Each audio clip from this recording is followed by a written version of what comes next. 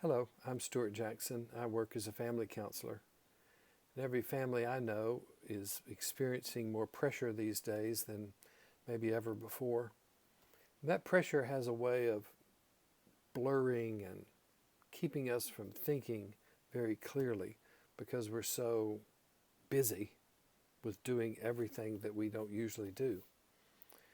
It's when you think of it, you can pretty quickly see that whereas parents who once were able to be providers or have jobs or careers or manage homes, now they're having not only to do that, but also be the school teachers and the coaches and the urgent care physicians and the psychotherapists for their children. And all the roles have been dumped back on to parents.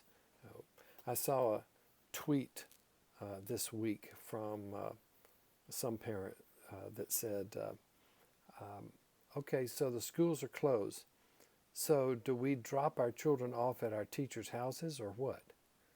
I just thought, pretty real when you've got all of a sudden extra duties at once. So pressure builds, and it's difficult to try and figure out what are my responsibilities and how do I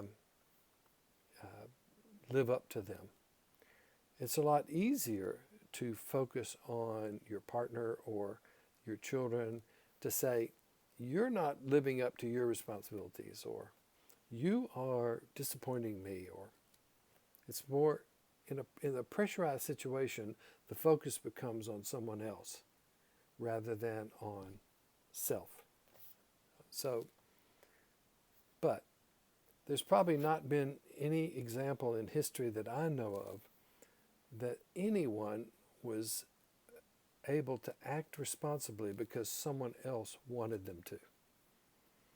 They did it because they found that that was something that was internally motivated.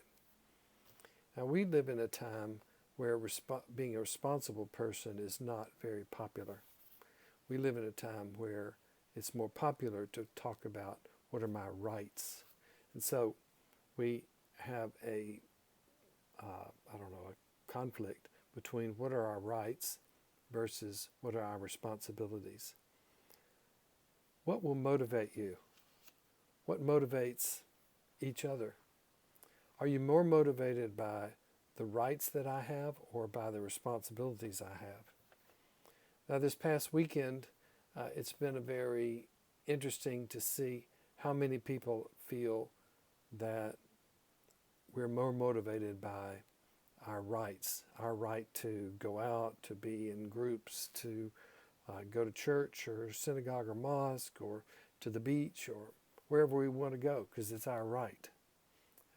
As opposed to, probably the majority though, I think, believe that we have a responsibility to not spread anything or to put ourselves in a vulnerable position so that we might overwhelm healthcare workers. So it's been difficult for us as we don't live in a society that supports being responsible over what is our right. So this calls for thinking. My perspective is that rights are earned and responsibilities are learned.